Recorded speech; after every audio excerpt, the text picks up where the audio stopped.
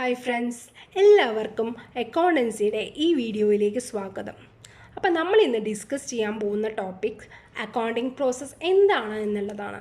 അപ്പോൾ ഈ accounting process എന്താണെന്ന് മനസ്സിലാക്കി കഴിഞ്ഞാൽ നമുക്ക് ഈസി ആയിട്ട് അക്കൗണ്ടിങ്സിയുടെ ഡെഫിനിഷൻ എന്താണെന്ന് മനസ്സിലാക്കാം. കൂടെ തന്നെ നമുക്ക് ബേസിക് ടേംസ് ഓഫ് അക്കൗണ്ടിങ് ഏതൊക്കെയാണെന്നുള്ളതും കൂടി നോക്കാം. അപ്പോൾ സ്റ്റാർട്ട് ചെയ്യാം. ആദ്യം തന്നെ അക്കൗണ്ടിങ് പ്രോസസ്സിലെ ഫസ്റ്റ് സ്റ്റെപ്പ് എന്ന് പറഞ്ഞാൽ it is the identification of economic events. Economic events ഏതൊക്കെയാണെന്നുള്ളത് കണ്ടുപിടിക്കുക എന്നുള്ളതാണ് ആദ്യത്തെ സ്റ്റെപ്പ്. അപ്പോൾ what is an economic event? Economic event is those events which have financial implication on business. ഫിനാൻഷ്യലായിട്ട് നമ്മുടെ ബിസിനസ്സിൽ ഏതെങ്കിലും തരത്തിൽ ബാധിക്കുന്ന ആക്ടിവിറ്റീസിനെയാണ് നമ്മൾ എക്കണോമിക് ഇവൻറ്റ്സ് എന്ന് പറയുക. അപ്പോൾ ഏതൊക്കെയാണ് എക്കണോമിക് ഇവൻറ്റ്സ്? എക്സാമ്പിൾ നമുക്ക് നോക്കുകയാണെങ്കിൽ പേയ്മെൻറ്റ് ഓഫ് സാലറി. ഇപ്പം നമ്മൾ സാലറി കൊടുക്കുകയാണ്. സാലറി കൊടുക്കുമ്പോൾ എന്താ ഉണ്ടാവുന്നത്? ബിസിനസ്സിൽ നിന്ന് ക്യാഷ് പോവും. അപ്പം നമ്മുടെ ബിസിനസ്സിന് ഫിനാൻഷ്യലായിട്ട് ഇംപ്ലിക്കേഷൻ ഉണ്ടോ ഇല്ലയേ? ഉണ്ട്. അതുമാതിരി തന്നെ നമ്മൾ സെയിൽസ് നടക്കുകയാണ്. സെയിൽസ് നടക്കുമ്പോൾ നമുക്ക് ക്യാഷും കൂടി വരിക ചെയ്യുന്നത്. അപ്പോൾ അതിനും ഫിനാൻഷ്യലായിട്ടുള്ള ഇംപ്ലിക്കേഷൻസ് ഉണ്ട്. പേയ്മെൻറ്റ് ഓഫ് സാലറി ആയാലും സെയിൽസ് ആയാലും പർച്ചേസ് ആയാലും എല്ലാം എക്കണോമിക് ഇവൻറ്റ്സ് ആണ്. അടുത്തതായിട്ട് ക്ലാസിഫിക്കേഷൻ.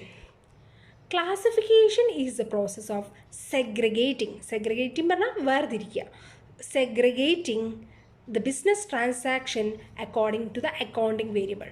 നമ്മൾ അസറ്റ്സ് ആണോ, ലയബിലിറ്റീസ് ആണോ, അല്ലെങ്കിൽ ഇൻകം ആണോ, അല്ലെങ്കിൽ എക്സ്പെൻസ് ആണോ എന്ന് വേർതിരിച്ചിട്ടാണ് നമ്മൾ എഴുതുക. അടുത്തതായിട്ട് മെഷറിംഗ് എന്ന് പറഞ്ഞാൽ measuring the transactions in terms of money. അതായത് എല്ലാ ട്രാൻസാക്ഷൻസും തന്നെ നമ്മൾ അക്കൗണ്ടിങ്ങിൽ മോണിറ്ററി ടേംസിൽ മെഷർ ചെയ്യാൻ പറ്റണം. അതായത് മണി ടേംസിലാക്കിയിട്ട് നമ്മൾ എഴുതാൻ പറ്റണം.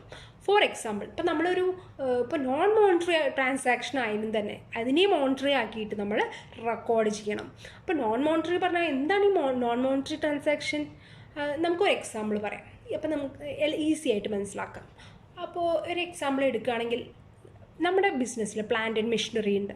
നമ്മളത് എല്ലാ വർഷവും യൂസ് ചെയ്യുമ്പോൾ അതിൻ്റെ കപ്പാസിറ്റി അല്ലെങ്കിൽ അതിൻ്റെ വാല്യൂ ഇങ്ങനെ കുറഞ്ഞുകൊണ്ട് വരികയാണ്. അതായത് പ്രൊഡക്ഷൻ അതിന് ചെയ്യാൻ പറ്റുന്നത് കുറഞ്ഞുകൊണ്ട് വരികയാണ്, അത് റെഗുലർ യൂസ് കാരണം. അപ്പോൾ അതിന് ഒരു സർട്ടൻ പെർസെൻറ്റേജ് ഡിപ്രിസിയേഷനായിട്ട് നമ്മൾ കണ്ടിട്ട് നമ്മളെ എക്സ്പെൻസായിട്ട് നമ്മുടെ ഓരോ അക്കൗണ്ടിങ് ഇയറും നമ്മൾ ചാർജ് ചെയ്യും. അതാണ് നമ്മൾ ചെയ്യുന്നത്. അപ്പോൾ അത് ശരിക്കും ഡെപ്രിസിയേഷൻ നമുക്ക് കറക്റ്റ് എക്സാക്റ്റ് എമൗണ്ട് ആണോ? അല്ല, അത് നമ്മളൊരു സർട്ടൻ പെർസെൻറ്റേജ് ആയിട്ടിട്ട് നമ്മൾ ചെയ്യാണ്. അതായത് അത് മെഷർ ചെയ്യാൻ പറ്റില്ല, but we are taking a certain percentage അത് ഇട്ടിട്ട് നമ്മൾ അത് നോൺ മോണിറ്ററി ആയാലും അതിനെ മോണിറ്ററി ടേംസിലാക്കിയിട്ട് നമ്മൾ റെക്കോർഡ് ചെയ്യും. അടുത്തതായിട്ട് റെക്കോർഡിങ്. എല്ലാ ട്രാൻസാക്ഷൻസും തന്നെ നമ്മൾ അക്കൗണ്ടിങ്ങിന് റിലവൻ്റ് ആയിട്ടുള്ള നമ്മൾ റെക്കോർഡ് ചെയ്യും. ബേസ്ഡ് ഓൺ നമ്മൾ എല്ലാം ഫോളോ ചെയ്തിട്ട്, അതായത് നമ്മൾ അക്കൗണ്ടിങ് പ്രിൻസിപ്പിൾസും പോളിസീസും പ്രൊസീജിയേഴ്സും എല്ലാം നോക്കിയിട്ടാണ് നമ്മൾ റെക്കോർഡ് ചെയ്യുക. ഇനി അടുത്തതായിട്ട് സമ്മറൈസിങ് എന്ന് പറഞ്ഞാൽ accounting information should be recorded in a summarised manner. അതായത് ഇതൊരു ചുരുക്കത്തിലാണോ നമ്മൾ എഴുതുന്നത്, അത് ഒരുപാട് കോംപ്രഹെൻസീവ്, അതല്ലാതെ കൂടുതൽ ഒരുപാട് ഇതായിട്ടാവാൻ പാടില്ല. അപ്പോൾ അത് ചുരുക്കത്തിൽ പറഞ്ഞാൽ നമുക്കത് ഒറ്റ നോട്ടത്തിൽ തന്നെ അത് മനസ്സിലാക്കിയെടുക്കാൻ പറ്റണം. So summarising is a brief reflection of business transaction which is easy to interpret. ഒറ്റ നോട്ടത്തിൽ തന്നെ മനസ്സിലാക്കാൻ പറ്റുന്നതാണ്. നമ്മൾ അതിന് എളുപ്പമായിരിക്കണം. അപ്പോൾ അങ്ങനത്തെയാണ്, അതിനും കൊണ്ടാണ് നമ്മൾ സമ്മറൈസ് ചെയ്യണത്. ഇനി അടുത്തത് analysis and interpretation. Analyzing and interpreting of business transactions involves preparation of various reports like sales report, purchase report, expense report, etc. നമ്മൾ വേരിയസ് റിപ്പോർട്ട്സ് ഒക്കെ പ്രിപ്പയർ ചെയ്യും. ഏതൊക്കെ? സെയിൽസ് റിപ്പോർട്ട് പറഞ്ഞാൽ സെയിൽസിൻ്റെ മാത്രമായിട്ടുള്ള ഇൻഫർമേഷൻ ഉള്ളത്, അക്കൗണ്ടിങ് ഇൻഫർമേഷൻ ആയിട്ടുള്ളത്, പർച്ചേസിൻ്റെ റിപ്പോർട്ട്, പിന്നെന്താ എക്സ്പെൻസ് റിപ്പോർട്ട്. ഓക്കെ, ഇതൊക്കെ റിപ്പോർട്ടൊക്കെ ഡിസിഷൻ മേക്കിംഗ് പ്രോസസ്സിന് വെരി ഹെൽപ്ഫുള്ളാണ്. അപ്പോൾ ഇനി അടുത്തതായിട്ട് കമ്മ്യൂണിക്കേഷൻ. ലാസ്റ്റ് സ്റ്റെപ്പാണ് കമ്മ്യൂണിക്കേഷൻ. ഇതെല്ലാം പ്രിപ്പയർ ചെയ്ത് എന്തിനു വേണ്ടി, ആർക്ക് വേണ്ടിയിട്ടാണ്? Users of accounting information. ആരൊക്കെയാണ് users of accounting information? Accounting ഇൻഫർമേഷൻ്റെ യൂസേഴ്സ് രണ്ടായിട്ട് ഡിവൈഡ് ചെയ്യണം. ഒന്ന് external users and internal users.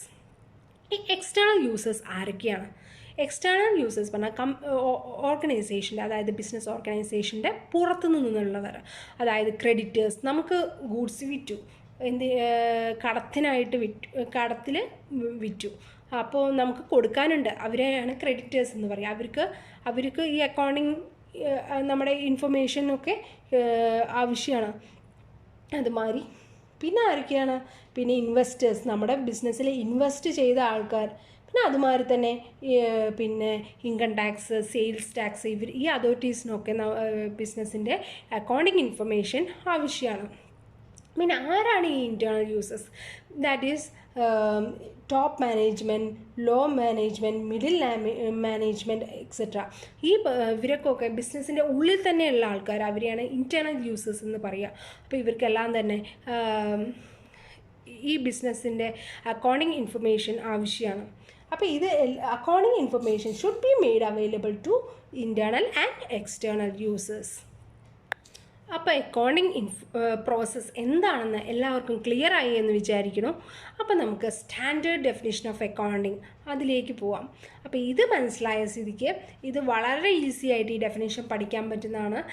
The American Institute of Certified Public Accountants, അതായത് the American Institute of Certified Public Accountants defined accounting as an art of recording, classifying and summarizing in terms of money, transactions and events such as part at least of financial character and interpreting the result thereof. അപ്പോൾ നമ്മൾ ഈ accounting പ്രോസസ്സിൽ പഠിച്ച എല്ലാ കാര്യങ്ങളും തന്നെ ഇതിൽ വരുന്നുണ്ട്. ആദ്യമായും defined as an art of recording എന്ന് പറഞ്ഞാൽ നമ്മളെ എല്ലാ അക്കൗണ്ടിങ്ങിൻ്റെ പ്രൊസീജിയേഴ്സും പ്രിൻസിപ്പൾസും എല്ലാം നോക്കിയിട്ടാണ് നമ്മൾ റെക്കോർഡ് ചെയ്യുക. ക്ലാസിഫയിങ് എന്തായിരുന്നു? ഇറ്റ് ഈസ് സെഗ്രിഗേറ്റിംഗ് നമ്മൾ അസറ്റ്സ് ആണോ, ലയബിലിറ്റീസ് ആണോ, പിന്നെ ഇൻകം ആണോ, എക്സ്പെൻസസ് ആണോ എന്നുള്ളത് നമ്മൾ സെഗ്രിഗേറ്റ് ചെയ്യണതിന് ക്ലാസിഫയിങ് എന്ന് പറയുക. പിന്നെ സമ്മറൈസിങ്, ഇതും നമ്മൾ ഡിസ്കസ് ചെയ്താണ്. സമ്മറൈസിങ് എന്ന് പറഞ്ഞാൽ അത് ഒരു ചുരുക്കത്തിന് നമ്മൾ പ്രസൻറ്റ് ചെയ്യും. And in terms of money, transactions and events, അതായത് മെഷർ ചെയ്യുക നമ്മൾ മോണിറ്ററി വാല്യൂലാക്കിയിട്ടാണ്. Which are at least of financial character and interpreting the result thereof, അതായത് എന്നിട്ട് നമ്മൾ റിസൾട്ട് എന്താണെന്നുള്ളത് ഇൻ്റർപ്രറ്റ് ചെയ്യും. നമ്മൾ എന്തൊക്കെ റിപ്പോർട്ടൊക്കെ പ്രിപ്പയർ ചെയ്യും, sales report, purchase report etcetera, അതൊക്കെ നമ്മുടെ ഡിസിഷൻ മേക്കിങ്ങിന് യൂസ്ഫുൾ ആവും. And interpreting the result thereof, അങ്ങനെയാണ് നമ്മൾ എന്താണ് ഈ ഇതിൻ്റെ റിസൾട്ട് എന്നുള്ളത് നമ്മൾ മനസ്സിലാക്കിയെടുക്കും. അതാണ് അക്കൗണ്ടൻസിൻ്റെ ഡെഫിനിഷൻ. അപ്പോൾ അക്കൗണ്ടിങ്ങിൻ്റെ ഡെഫിനിഷൻ എന്താണെന്നുള്ളത് നമ്മൾ നോക്കി. ഇനി നമ്മൾ നോക്കാൻ പോകുന്നത് ബേസിക് അക്കൗണ്ടിങ് ടേംസ്. എന്തൊക്കെയാണ് അക്കൗണ്ടിങ് ടെർമിനോളജിയിലുള്ള ബേസിക് ടേംസ് എന്നാണ്. നമുക്കറിയാം എല്ലാ സബ്ജക്ട്സും ഏതെടുത്താലും തന്നെ, സയൻസ് ആയാലും ഇംഗ്ലീഷ് ആയാലും ഒക്കെ അതിൻ്റേതായ ടേംസുകൾ നമ്മൾ യൂസ് ചെയ്യും. അതുപോലെ തന്നെ അക്കൗണ്ടൻസിലും നമ്മൾ അതിൻ്റേതായ ടേംസ് യൂസ് ചെയ്യും. അപ്പോൾ ആദ്യം തന്നെ അസറ്റ്സ്. നമ്മൾ എന്തിനാണ് അസറ്റ്സ് എന്ന് പറയുക? Asset means that what we own. നമ്മൾക്ക് സ്വന്തമായിട്ട് ബിസിനസ്സിൽ എന്താണുള്ളത്, നമ്മുടെ ബിസിനസ്സിൻ്റെ പോയിൻ്റ് ഓഫ് വ്യൂവിലാണ് ഓൾവേസ് നമ്മൾ അക്കൗണ്ടിങ് റെക്കോർഡ് ചെയ്യുക. അപ്പോൾ എന്താണ് ബിസിനസ്സിൻ്റേതായിട്ടുള്ളത്? What we own, the valuable things we own, അതിനെയാണ് നമ്മൾ അസറ്റ്സ് എന്ന് പറയുക. ഇപ്പോൾ നമ്മൾ നമ്മുടെ land, building, plant and machinery, ഇതെല്ലാം തന്നെ ബിസിനസ്സിൻ്റെ അസറ്റ്സ് ആണ്. ബിസിനസ്സിൻ്റെ കയ്യിലുള്ള cash in hand, cash at bank എല്ലാം തന്നെ ബിസിനസ്സിൻ്റെ അസറ്റ്സ് ആണ്. ഈ അസറ്റ്സ് മെയിൻലി രണ്ട് തരത്തിൽ നമ്മൾ ക്ലാസിഫൈ ചെയ്യും. First is fixed asset and second one is current asset. എന്താണ് ഈ fixed asset? Fixed assets are those assets which are held for long term use. കുറേ വർഷത്തിന് വേണ്ടിയിട്ട് നമ്മൾ ഉപയോഗിക്കുന്ന നമ്മുടെ വാല്യുബിൾ തിങ്സ്, അതായത് എക്കണോമിക് റിസോഴ്സസ്, അതിനെയാണ് നമ്മൾ ഫിക്സഡ് അസറ്റ് എന്ന് പറയുക. അപ്പോൾ ഈ fixed asset cannot be converted into cash immediately. അത് ഇമ്മീഡിയറ്റായിട്ട് നമ്മൾ ക്യാഷ് ആക്കാൻ നമുക്ക് ബുദ്ധിമുട്ടാണ്. അപ്പോൾ ഇപ്പോൾ ലാൻഡ് ആയാലും പ്ലാന്റ് ആൻഡ് മെഷീനറി ആയാലും ഒക്കെ തന്നെ നമ്മൾ ലോങ് ടേം യൂസിന് വേണ്ടിയിട്ടാണ് നമ്മൾ ബിസിനസ്സിന് വാങ്ങുന്നത്. അപ്പോൾ ഇതിനെയൊക്കെയാണ് നമ്മൾ ഫിക്സഡ് അസറ്റ് എന്ന് പറയുക. അപ്പോൾ example land, machinery, building etcetera. Current asset എന്ന് പറഞ്ഞാൽ നമ്മളൊരു ഷോർട്ട് ടേം പീരീഡായിട്ട് ഹോൾഡ് ചെയ്യുന്ന അസറ്റാണ്. ഇപ്പോൾ സ്റ്റോക്ക്, അത് നമുക്ക് സ്റ്റോക്ക് എടുക്കാം. സ്റ്റോക്ക് നമ്മൾ ചെറിയൊരു പീരീഡ്, അത് കഴിഞ്ഞാൽ നമ്മൾ സെയിൽ ചെയ്യും. അതുമാതിരി തന്നെ ക്യാഷ് ഒക്കെ, അതൊക്കെ വിച്ച് ക്യാൻ ബി അപ്പോൾ current assets are those assets which can be easily converted into cash. അപ്പോൾ കറണ്ട് അസറ്റ്സ് പറഞ്ഞാൽ ഏതൊക്കെ അസറ്റ്സ് ആണോ ഈസിലി നമുക്ക് ക്യാഷ് ആക്കി മാറ്റാൻ പറ്റുക, അതിനെയാണ് നമ്മൾ കറണ്ട് അസറ്റ് എന്ന് പറയുക. അപ്പോൾ hope the difference between current asset and fixed asset is clear for you. ഇനി നമുക്ക് എന്താണ് ക്യാപിറ്റൽ എന്ന് നോക്കാം. അതായത് ഒരു ബിസിനസ്സിൻ്റെ മൂലധനമാണ്, അതിൽ ഇൻവെസ്റ്റ് ചെയ്ത എമൗണ്ടിനെയാണ് നമ്മൾ ക്യാപിറ്റൽ എന്ന് പറയാം. It is that part of wealth which is used for further production.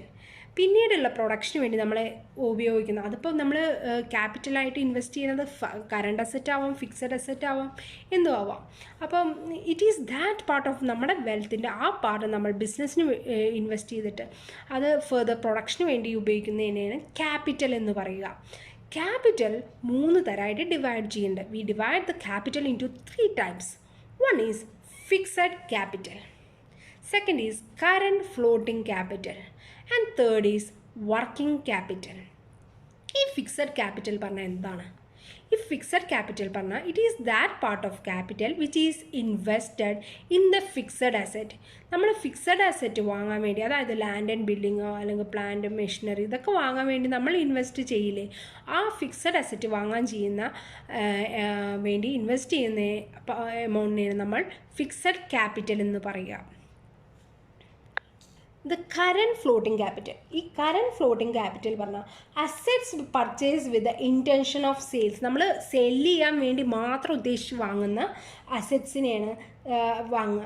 അങ്ങനത്തെ അസറ്റ്സിൽ ഇൻവെസ്റ്റ് ചെയ്യണ എമൗണ്ടിനെയാണ് നമ്മൾ കറൻറ്റ് ഫ്ലോട്ടിംഗ് ക്യാപിറ്റൽ എന്ന് പറയുക. Such as stock and investment are termed as floating capital. അതായത് സ്റ്റോക്ക് ആയാലും ശരി, ഇൻവെസ്റ്റ്മെൻ്റ് ആയാലും ശരി, ഇതൊക്കെ സെൽ ചെയ്യണ സാധനങ്ങളാണ്. നമ്മൾ എന്നിട്ട് സെൽ ചെയ്യാൻ വേണ്ടി ഉള്ളതാണ്. അപ്പോൾ അങ്ങനത്തെ ഇൻവെസ്റ്റ് ചെയ്യുന്നതിനാണ് കറൻറ്റ് ഫ്ലോട്ടിംഗ് ക്യാപിറ്റൽ എന്ന് പറയാം. Working capital, third one is working capital. What is working capital? അതെന്ന് പറഞ്ഞാൽ the part of capital available with the firm for day to day working of the business. നമ്മുടെ day to day ആക്ടിവിറ്റീസിന് വേണ്ടിയിട്ട് ആയിട്ട് നീക്കി വെച്ച ക്യാപിറ്റലിനെയാണ് വർക്കിംഗ് ക്യാപിറ്റൽ എന്ന് പറയുക. അപ്പോൾ ക്യാപിറ്റൽ എന്താണെന്നുള്ളത് ക്ലിയർ ആയി എന്ന് വിചാരിക്കുന്നു. അപ്പോൾ ഇനി അടുത്തതായിട്ട് നമുക്ക് ലയബിലിറ്റി എന്താണെന്ന് നോക്കാം. അസറ്റ് എന്ന് പറഞ്ഞാൽ എന്തായിരുന്നു? വാട്ട് വി ഓൺ, അതായത് നമുക്ക് എന്താണോ ബിസിനസ്സിന് സ്വന്തമായിട്ടുണ്ടായിരുന്നത് അതിലായിരുന്നു അസറ്റ് എന്ന് പറയുക. പക്ഷേ ലയബിലിറ്റി എന്ന് പറഞ്ഞാൽ വാട്ട് വി ഓവ്, നമുക്ക് എന്താണ് കൊടുക്കാനുള്ളത് അതിനെയാണ് നമ്മൾ ലയബിലിറ്റി എന്ന് പറയുന്നത്.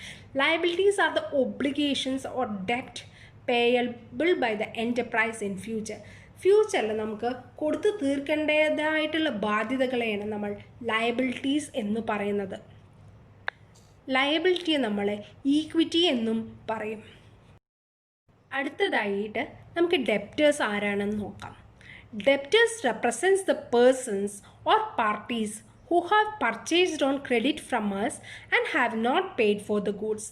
അവർ നമ്മുടെ കയ്യിൽ നിന്ന് ഗൂഡ്സ് പർച്ചേസ് ചെയ്തിട്ടുണ്ടാവാം, എന്നിട്ട് നമുക്ക് കുറച്ച് പേയ്മെൻറ്റോ അല്ലെങ്കിൽ പേയ്മെൻറ്റേ തന്നിട്ടുണ്ടാവില്ല. അവരെയാണ് നമ്മൾ ഡെപ്റ്റേഴ്സ് എന്ന് പറയുക. For example, if goods worth 20,000 have been sold to Mahesh വന്ന ഒരാൾക്ക് 20,000 രൂപയുടെ ഗൂഡ്സ് വിറ്റു. അതിൽ ഹീ പെയ്ഡ് ഇൻ ക്യാഷ് ഒരു 15,000. അപ്പോൾ 5,000 അയാൾ ഇനിയും തരാനുണ്ട്. ആ 5,000 he will remain the debtor.